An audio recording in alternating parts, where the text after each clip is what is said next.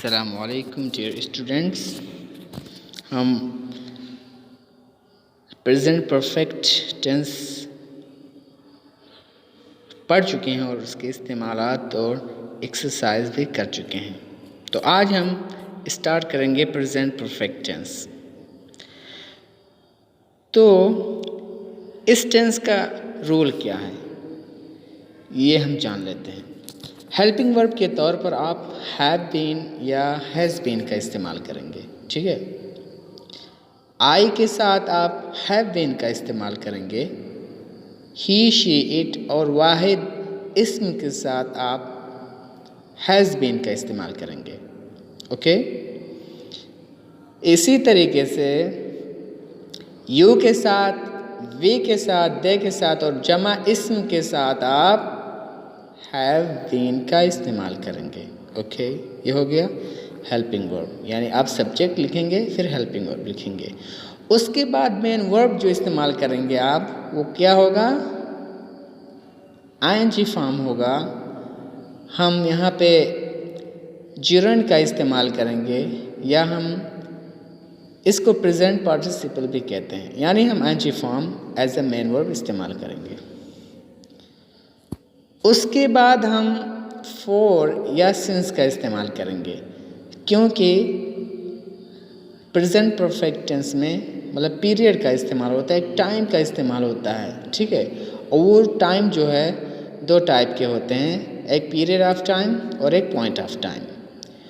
तो period of time के लिए हम फॉर का इस्तेमाल करते हैं और पॉइंट ऑफ टाइम के लिए हम सिंस का इस्तेमाल करते हैं।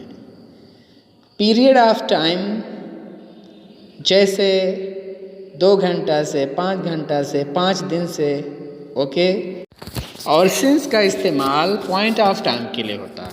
अब पॉइंट ऑफ टाइम क्या है? पॉइंट ऑफ टाइम वो है कि मतलब जहाँ से आपका काम स्टार्ट होता हो।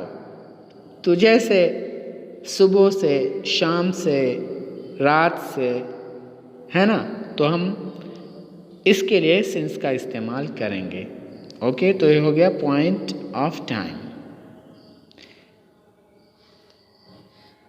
अब आइए हम टाइप ऑफ सेंटेंस को देखते हैं। तो सबसे फर्स्ट सेंटेंस हमारा है type of sentence affirmative sentence. Affirmative sentence में आप सब्जेक्ट लिखेंगे, फिर हेल्पिंग वर्ब लिखेंगे, फिर आईएनजी फॉर्म लिखेंगे, फिर अगर कोई ऑब्जेक्ट है तो आप ऑब्जेक्ट लिखोगे। उसके बाद फॉर या सिंस का इस्तेमाल हम करेंगे, okay. For example, I have been eating the food for 5 minutes, यानी मैं 5 मिनट से खाना खा रहा हूँ। तो यहाँ पे हमने फॉर का इस्तेमाल किया क्योंकि ये पीरियड ऑफ टाइम है, यानी 5 मिनट से मैं खाना खा रहा हूँ, ओके। तो इसका ट्रांसलेशन क्या होगा? मैं 5 मिनट से खाना खा रहा हूँ। अब दूसरा टाइप ऑफ सेंटेंस हमारा जो है नेगेटिव सेंटेंस, यानी मनफी जुमला। अफर्मेटिव क्या था? इत्बाती जुमला था, और ये अब क्या है? मनफी जुमला है। तो हम शुरू में सब्जेक्ट लिखेंगे, फिर हेल्पिंग वर्ब लिखेंगे, फिर नॉट, फिर आईएनजी फॉर्म, फिर ऑब्जेक्ट लिखेंगे। उसके बाद फॉर या सिंस का इस्तेमाल करेंगे, ओके। इसलिए कि इसमें टाइम पीरियड होता है या पॉइंट ऑफ टाइम होता है। तो फॉर एग्जाम्पल हम ले लेते हैं, I have not been eating the food since morning, मैं सुबह से खाना नहीं खा रहा हूँ। तो हमने यहाँ पे यानी सिंस का इस्तेमाल किया क्योंकि हमारा जो काम शुरू हो रहा है वो सुबह से हो रहा है। तो ये पॉइंट ऑफ टाइम है जहाँ से हमारा काम स्टार्ट हो रहा है, ना कि पीरियड ऑफ टाइम है। अगर पीरियड ऑफ टाइम होता तो हम यहाँ पर फॉर का इस्तेमाल करते। अब आइए हम थर्ड और फोर्थ टाइप के सेंटेंसेस को देखते हैं। थर्ड टाइप सेंटेंस जो है वो क्या है? इंट्रोगेटिव सेंटेंस, सवालिया जुमला, ठीक है। तो इसमें आप शुरू में हैज़ या हैव का इस्तेमाल करेंगे according to the subject, okay. उसके बाद आप सब्जेक्ट लिखेंगे, उसके बाद बीन, उसके बाद ज्यूरेंट आईएनजी फॉर्म लिखेंगे जो fourth form of the verb है। उसके बाद ऑब्जेक्ट लिखेंगे, उसके बाद फॉर या सिंस का इस्तेमाल करेंगे according to the time. Okay, for example हम ले लेते हैं have you been eating the food since evening, क्या तुम शाम से खाना खा रहे हो। तो यहाँ पर हमने यानी हर एक चीज़ का इस्तेमाल किया और हमने यहाँ पे मतलब सिंस का इस्तेमाल किया इसलिए कि हमारा जो काम शुरू हो रहा है वो शाम से हो रहा है और वो पॉइंट ऑफ टाइम है, ना कि पीरियड ऑफ टाइम है। फोर्थ टाइप का सेंटेंस अब हमारा जो है वो है इंट्रोगेटिव और प्लस निगेटिव सेंटेंस, यानी इसमें सवाल भी मतलब किया जा रहा है और ये जुमला मनफी भी है। ठीक है, तो फॉर एग्जांपल हम इसमें क्या लिखेंगे, शुरू में हैव या हैज़ का इस्तेमाल करेंगे, फिर सब्जेक्ट लिखेंगे, फिर नॉट लिखेंगे, उसके बाद बीन, उसके बाद एनजी फॉर्म, उसके बाद अगर कोई ऑब्जेक्ट है तो ऑब्जेक्ट, उसके बाद फॉर या सिंस का इस्तेमाल करेंगे। फॉर एग्जांपल हम ले लेते हैं has he not been eating the food for 1 hour, क्या वो 1 घंटे से खाना नहीं खा रहा है। तो हमने यहाँ पर फॉर का इस्तेमाल किया क्योंकि यह पीरियड ऑफ टाइम है, ना कि पॉइंट ऑफ टाइम। अब आइए हम 5th और 6th टाइप के सेंटेंस को देखते हैं। तो 5th हमारा क्या है, यानी ऐसे सवालात जिसका जवाब हम यस या नो में नहीं दे सकते हैं बल्कि हम उसका जवाब डिटेल में देंगे। तो वो सवाल हमारे WH क्वेश्चन वाले वर्ड से स्टार्ट होते हैं। वो तो क्या था, मतलब जो 3rd टाइप का सेंटेंस है, 4th टाइप का सेंटेंस मतलब जो है वो उसमें आप यस या नो में आप जवाब दे सकते थे, लेकिन यहाँ पर यस या नो में आप जवाब नहीं दे सकते हैं।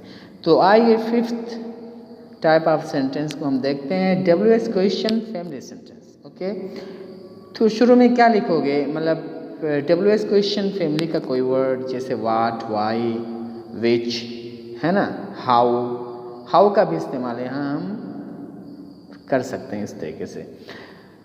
उसके बाद आप हैव या हैज़ का इस्तेमाल करेंगे अकॉर्डिंग टू द सब्जेक्ट। उसके बाद बीन का इस्तेमाल करेंगे, उसके बाद ING फॉर्म का इस्तेमाल करेंगे, उसके बाद अगर कोई ऑब्जेक्ट है तो आप ऑब्जेक्ट का इस्तेमाल करेंगे, उसके बाद सिंस या फॉर का इस्तेमाल करेंगे according to the time.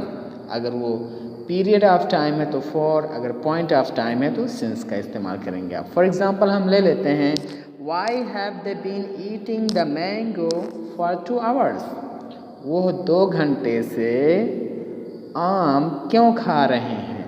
Okay, तो यहाँ पर हमने फॉर का इस्तेमाल किया क्योंकि ये पीरियड ऑफ टाइम है, एक वक्त है, एक मुद्दत है, ना कि टाइम शुरू होने की टाइम है। ओके, तो क्या वे लोग 2 घंटे से आम खा रहे हैं। फॉर 2 आवर्स ना हो करके यहाँ पर अगर सिंस का इस्तेमाल हम करते तो यहाँ पे सिंस 2 आवर्स हम नहीं यहाँ पे लिखते, बल्कि क्या लिखते, सिंस मॉर्निंग लिखते। अब आइए हम इवनिंग लिखते हैं, सेंटेंस नाइट लिखते हैं। ठीक है, तो वो हो जाता why have they been eating the mango since morning, वो सुबह से आम क्यों खा रहे हैं। तो ये हो गया 5th type sentence present perfect continuous tense का।